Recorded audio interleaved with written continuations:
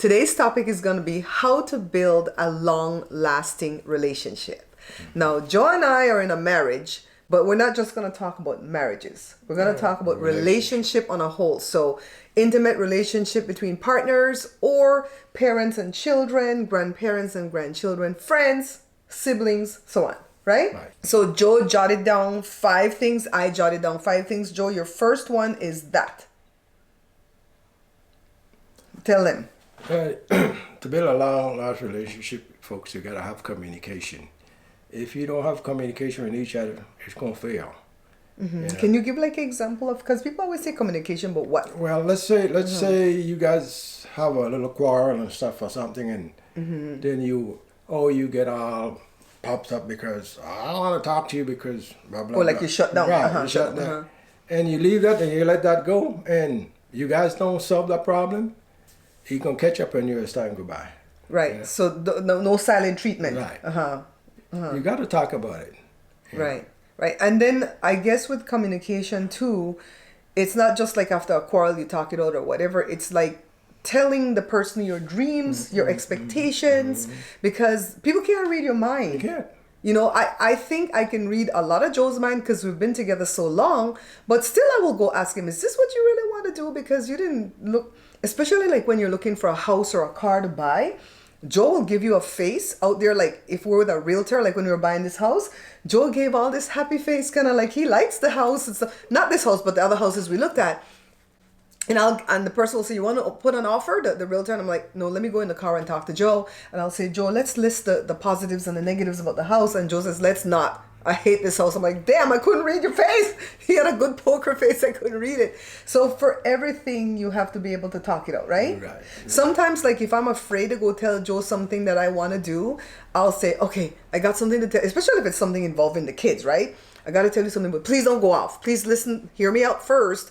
You know, this is just a thought or an idea. You know, this is not, I've not done this yet, you know, whatever. And then he'll listen more keenly if I preface it with all of that, right? So that he doesn't go off. So my first thing was promotion.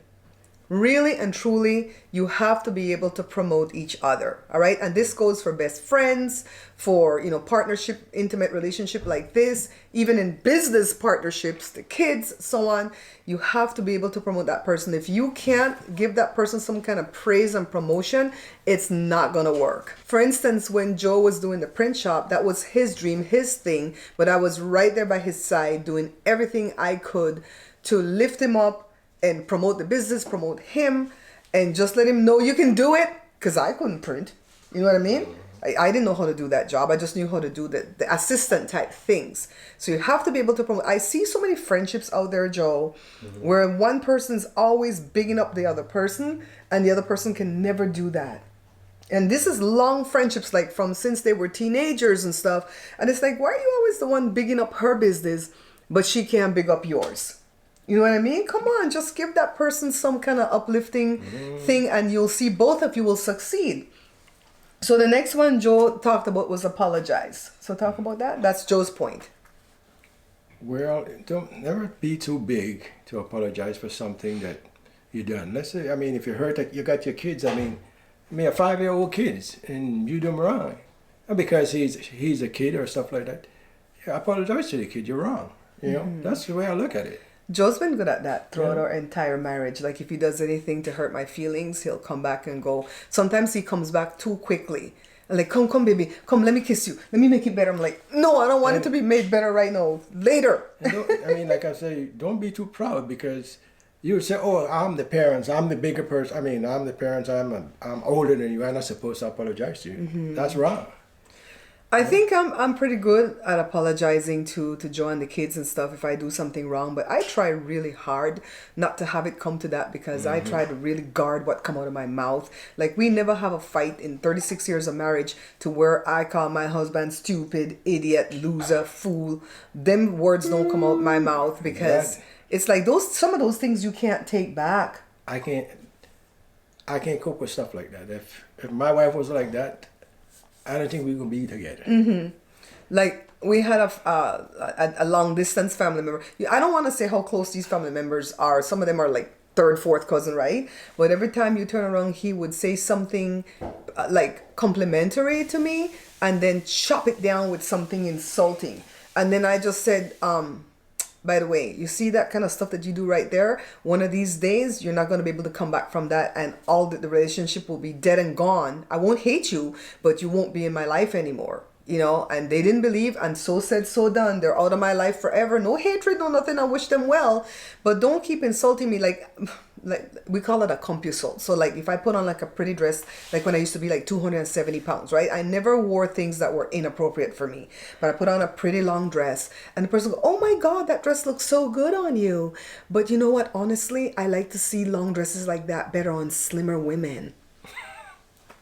Bitch, first of all, you're not my husband. You know, that compliment would benefit me more if it came from him, but you don't have to give me the compliment and pull it back like that and be so damn insulting, right? Because then I get vicious and I start to tell you, boy, everything went wrong on you.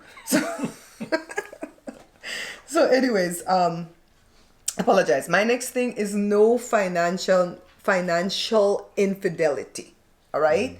Because a lot of people are faithful to each other physically, mentally, whatever, but they're not faithful to each other financially. A lot of couples, you'll see that one couple is spending, you know, low key, and the other one's trying to manage the books, and it's like, what the hell's going on? Where all this money going? And you know, that would be annoying to me if I'm trying to manage the accounts and then you over there buying this, buying that, buying all type of stuff. That sends me nuts. I don't even like Joe to go there and open a credit card. Like he went the other day and opened a Home Depot credit card because they snowed him. I'm like, why? Don't open this credit card. We closed on all these credit cards, paid off all these debts. I threw that stuff in the back of the filing. I don't even know where it's at, right, Joe?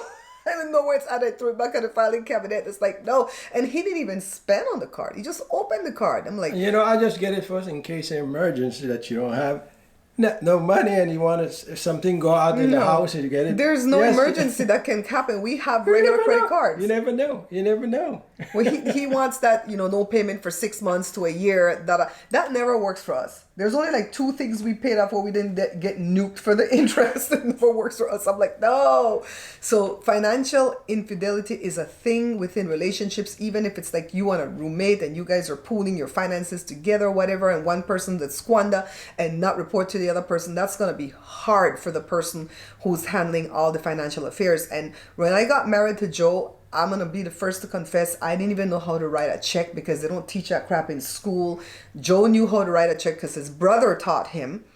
And he says, let me show you. It wasn't even a check. It was a damn money order. We didn't have no checking account back then. Mm-hmm. We had a savings account with home savings and loan. And you have to take your little bank book in there. And they stamp in there every time you deposit or withdraw. Yeah, so it was a money order, which is similar to a check. This is where you sign, this is where you put the memo, whatever. And the minute Joe taught me how to do that, he goes, here, you handle the finances. And I've been handling the finances since then. And she wanted to give it back to me. I said, I give it to you. No, give it back to me at all. You don't want no stress. Okay? All you got to do, just put my spend money aside and you could do whatever you want with the rest. And before you didn't even have spending money. I know. You only started to have spending money like this year, 2022, because he has CashApp. You know, Joe has a CashApp, $ Joe Grinage, Grinage. If you guys want to give him $1, he'll holla. Okay. He has his CashApp. We put money on his CashApp, so when he goes out there and buy, he doesn't mess up the bank account. And it's not that he goes and he spends behind my back. It's because with Chase, the cards look the same. The personal card is one color blue, and then the business card is a darker blue. They used to have green for the business card. They changed it to a darker blue. He gets confused as to which card he's pulling out. Doesn't read what's on it to have it say Bare Pantry Show. And so he uses the wrong card, and I never have money in my personal account. It's always in the business account because I don't transfer money to my personal account unless I'm doing a payout. You know what I mean? So that's why he has his Cash App, and he's got money on that, and all the time he's buying stuff for me. I notice you hardly buy stuff for you. Hardly. Every time I get the money, she get right back. I know, it's always for me. Oh, he loves me. He loves me. Okay, the next thing for Joe, Joe says cook. Joe says he had to marry somebody who knew how to cook.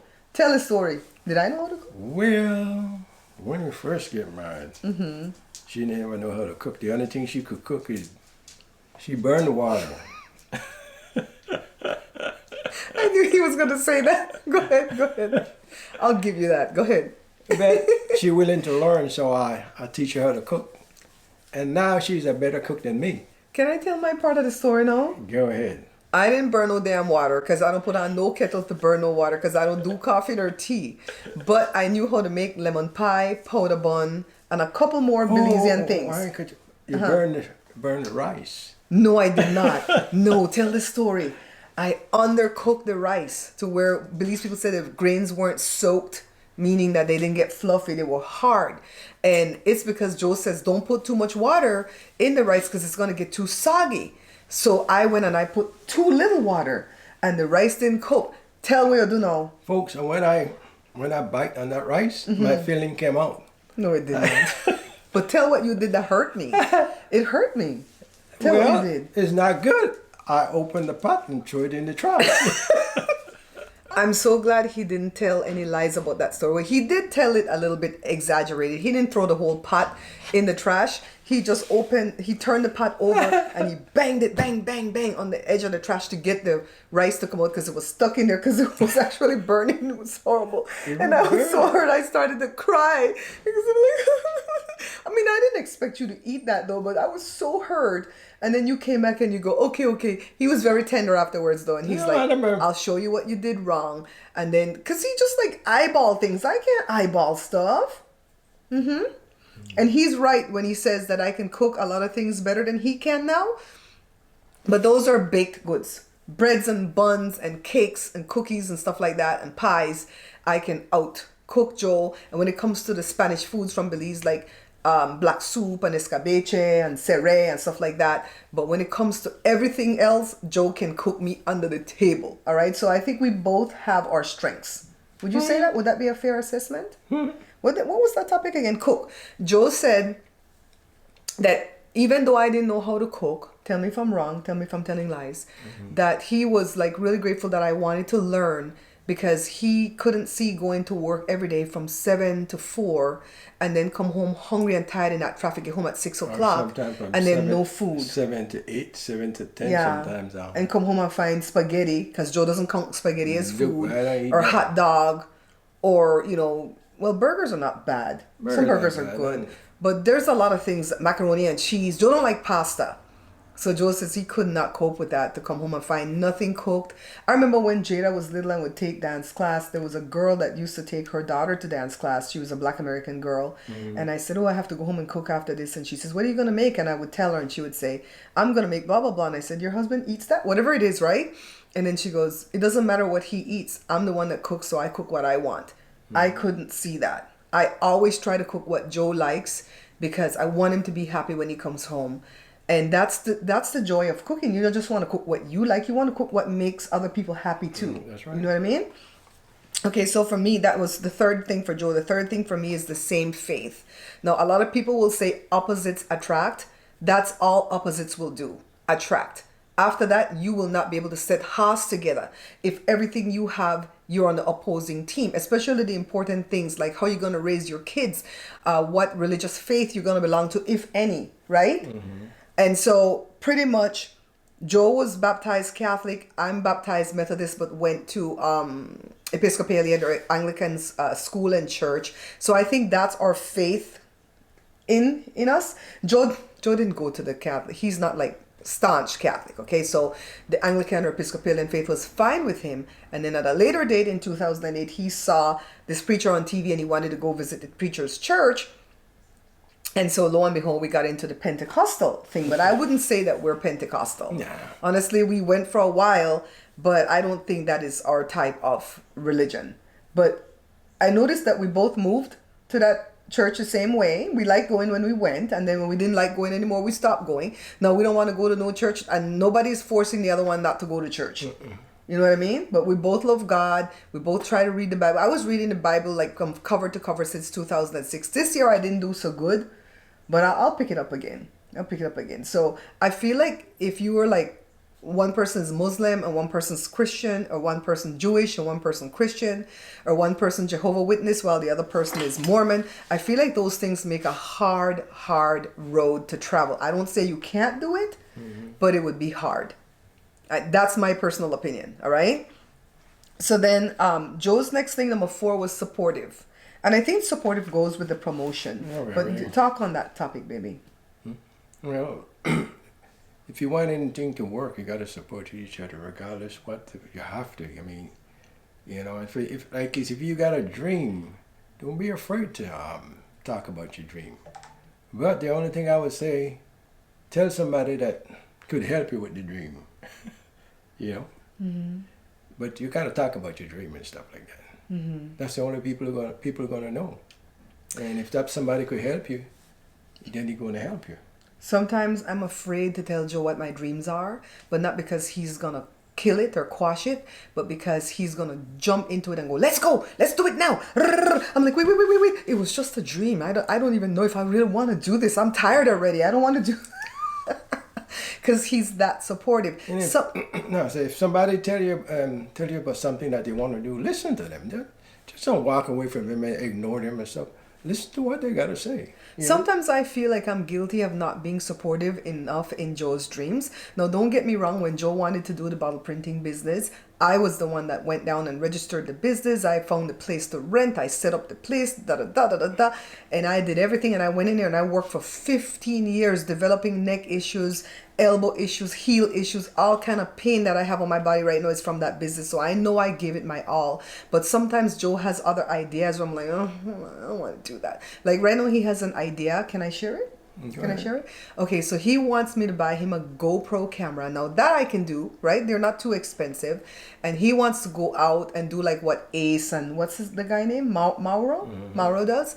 Not travel per se, but to just go up to people and talk with them about different topics, right? Mm-hmm. Now, I'm not going to kill the dream. I'm going to buy him the camera, but I can't tell you that I'm going to go with him to talk to people because that's not my thing. Joe, you might see Joe as the quiet person in here because I do all the blabbing, but actually when we go out in public, the roles are reversed and Joe's actually the outgoing, friendly person and I'm very introverted. Like to sit here and talk like how she do it is not really your thing. My thing. If I go out, yes, I could go out and talk to people all day. That's okay. I can't do that. I'll stay and hide in the car. Like when we go to like TV shows to be in the audience and they do the commercial, at the commercial they say if anybody wants to get up and sing, Joe's the first one raising his hand, getting up and sing. And then one time they wanted him to do Gladys Knight. And he goes, I don't know no damn Gladys Knight song because it was the Gladys Knight show. So he did some country song like Digging Up Bones, I think, by Randy Travis. And at first, me and the little kids it was some kids from a church we used to go to, we were starting to slide and hide under the chair because we were so embarrassed because we didn't know how he was going to do. Because back then, I didn't know Joe could sing, right? And then he started to sing and the audience was with it. I'm like, God, you're a horrible wife, Barbara. I started to sit upright and do it. So I think sometimes my support falls a little bit short. And in these podcasts, I'm going to confess my sins too, my parts where I don't level up like Joe does. But at least I work on it because I'm going to buy him that darn camera. I'm going to set up his YouTube. You have a YouTube channel already if you want to change the name. I got to change the name. You have a video there that has a bajillion views. A bajillion. How to remove the thing off the dashboard. Did that make any money? No. Sandhill Boy. Well, you don't have 1,000 subscribers. Oh, okay. Well, see, I'm not going to kill the dream. But I can't tell you that I'm going to be... I might film, but he's going to have a GoPro. So that's going to be easy for him to film. I don't know. Anyways, you got to support each other, guys. So that's Joe's point. My point is intimacy. So, in every relationship, you're going to have some form of intimacy, even if it's like a friendship. But you have to set up healthy boundaries where people don't pass these boundaries. Like my mom, when that TV show used to be on, that's called 30 something. Now, that's going to tell you my age, which I don't shy away from. I'm 56. Back in the 1990s, I think that show was on. I was with 3 different couples, white people. And they were all up in each other's business, Joe. Kind of like, remember that housewife show that used to be on? Remember? Desperate Housewives? Mm-hmm. Kind of like that show. Or Knots Landing. That used to be me and Joe's show, Knots Landing and Dynasty. They all up in each other's business like that. And the couples come in and they go into the other couple's bedroom and they sit on the bed. Oh, God. I don't even like to film in my bedroom. No. And so... what I want to address with intimacy, how I think we still have a lot of passion for each other after 38 years of being together, yes, baby. is because intimacy starts in the start of the day. It doesn't start like when the sun sets and the kids are gone to bed, whatever. And then, no, you want to be intimate. That's the way? Not like that. We're teasing. It sounds like fish. I know. Like, for instance, the things that you do for each other throughout the day. That's the loving things that you do. Like, for instance, Joe gets up and he makes the breakfast every day. He's been doing that since like 2017. But before that, the roles were... I put lipstick on you, baby. The roles were reversed. And I was doing all that while Joe went out to work. And then when he lost his job in 2002 and we opened the factory, then roles started to get reversed where Joe took the kids to school. I always remember how upset I got when Jada was in second grade and the teacher was like, oh, you know, the dad brought the daughter to school again. How nice. I'm like, bish, I used to take these damn kids to school every day and pick them up. Now you're just going to notice daddy there? So it's in the small things you do for each other all day long, right? Because even when we had the shop, especially when Joe was stressed out because the machine broke down or something, I would go behind him and I would like just rub his shoulders. I'm like, you got it right, babe? You can do it right. Like, just like motivate him like that. And that stuff is intimate, you know, to a degree, so that when the day is done, you don't look at each other and go, oh, God, I'm so tired. You want me to touch you now? For what? I'm tired. You know what I mean? So I remember when we had the shop, it was, to me, even though that shop got us into a lot of debt towards the end and we had to close it, the shop was still the best thing for our marriage because we were there every day with each other. We very seldom fought in that shop, right? And we were just, you know, kind to each other in there. We cooked the food. Joe would cook, I would cook. We'd take it. We serve the food just like we're here. We had good lunches every day. Friends would come there and visit us if they wanted to see us, right? And then the only time that we would fight is when Joe is like extremely tired and he wanted to run the print whatever way the print was, and I knew the customer wouldn't be pleased, and I know it's just tired eyes, you know, not seeing what he needs to see, and I would go sit in the car.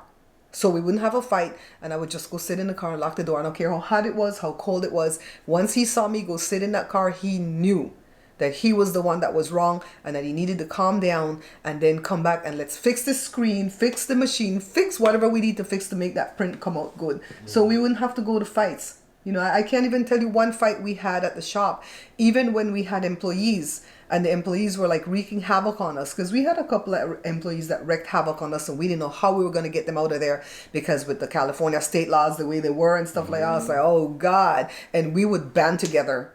I remember we had one employee, she told us she didn't speak no English. I think she spoke a lot of English.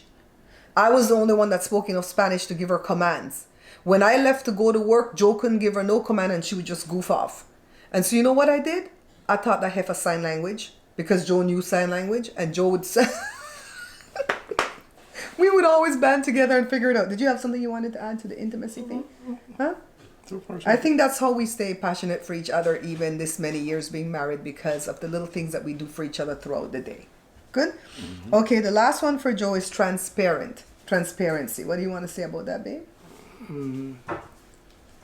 Well, you got mine, transparent. Well, you got to show the real side of you. I mean, am I doing it right? Yeah. You were saying earlier that you can't be fake. Yeah. You got to show the real side of you, folks. You can't be fake because being fake it's gonna catch up on you anyway. So just tell it like it is. Joe doesn't hide what he needs from me. You know, he doesn't do that. He'll tell me I need this, and this. You know, and let me know if you can't provide this for me. You know what I mean? Right? Did we touch enough topic on transparency? That's about it, yeah. Okay. I just want to make sure I didn't cut you off, Nina. The last one for me is language. Honestly, guys, I could not be married to a man that could not speak Belizean Creole. I just can't. It's too tiresome for me to talk this American English all day, or even the British English that we were trained to talk in Belize, right? It's too tiresome. Creole is just so quick and to the point. And even though my kids don't speak a lot of Creole, they understand it, right? Me and Joe talk Creole all day when we're in here not doing this, not talking to you guys on the thing. And for me, it's very important. I remember somebody I knew was dating a guy that talked only Spanish and she talked only English. I'm like, how is that going to work? She would call me and ask me how to tell the guy something in Spanish. I'm like, what the hell? I don't want to be in the middle of your relationship. Sign. That's what they have to do, sign language. I'm telling you, sign language is universal. It works for everybody. Joe, don't you find that it's your tongue get twist up and tie up sometimes when you try to talk British English or American English all day long? All the time. I mean, I mean, like sitting here, then yeah, for this. But when I'm home, then And you know him talk American English or British. You talk country. yeah, Where did you get that country accent from? You weren't raised country. I guess it just happened. He likes country music too much. Yeah, so for me, that person has to talk my same language. So seriously, guys, I really was going to have to be married to a Belizean, and not only a Belizean, but one that speaks Belizean Creole fluently, because I can't talk English all day. It's tiresome. So I think that's why we have a long lasting relationship, because of all these things we mentioned. I believe Joe mentioned 5 things. I mentioned 5 things. So it's not just like one thing. I'll see people say, oh, because I got married to my best friend. I never believe in that, because you know what? Tell them the thing about friend. It takes a friend to F a friend. Always. See what happened to that little girl down in Mexico? About that. Joe wasn't my best friend. I graduated high school. I met Joe 1 month after I graduated high school through one of my aunts. And we started to talk right away in a relationship, and not like, oh, let's have a friendship first and then get in a relationship. So I didn't marry my best friend. I didn't marry my high school sweetheart. I married somebody that I met 1 month after I graduated high school. We waited 2 years after that. We got married, and we're coming up on 36 years of marriage. And even in my dreams, like my night sleep dreams, whenever I see Joe, I very seldom dream about Joe. Do you dream about me often? You do? You're teasing. I very seldom dream about Joe. No. You know what? Like if I dream Once in about a Joe, blue it's moon. like regular things though. Like we're doing like the house chores. But like to see like I first met Joe, and it's like every time I see him in my dream and I'm first meeting him, it's somebody that I want to know. And guess what? She just grabbed me one day. Oh my God! Stop lying. Don't punch you. So I would choose Joe all over again. I'm afraid to ask if he would choose me all. What the hell? They say never ask a question you don't know the answer to. Would you choose me all over again, babe? Yes, baby, I will. Are you lying? No. You guys, we don't try to pretend at all. Joe's there for me. Like today I burst out bawling because I have to do one of the short videos. Something pertaining to Christmas, and I went to go find one of my Christmas videos, and I found one with my mom, and she was so happy. And in that video my best friend was in it too, Linda. She passed away a few months after mommy, and unexpectedly too, and I just started to bawl, and I didn't know what the tears were. They weren't really sad tears, they weren't really happy tears, they were just like tears that needed to be released from my tear ducts. And Joe wasn't scared. He was like, you okay, babe? Okay? And it stopped whatever he was putting a ceiling fan in. He stopped and he's like, okay, pull it together. I'm here for you. And then look at us now. We're recording this thing, and I'm happy again, right? You have anything to close it off? Any questions? Well, folks, Ask down below. just be yourself. Yeah. Don't be fake. Just be yourself. If you like this video that we've done here today, take a look at this one. This one.